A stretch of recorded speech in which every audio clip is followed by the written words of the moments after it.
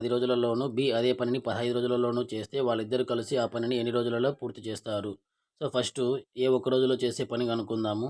So, కాబట్టి ఏ ఒక్క రోజులో చేసే పని 1/10 అవుతుంది. సో, అదేవిధంగా బి ఒక రోజులో చేసే పని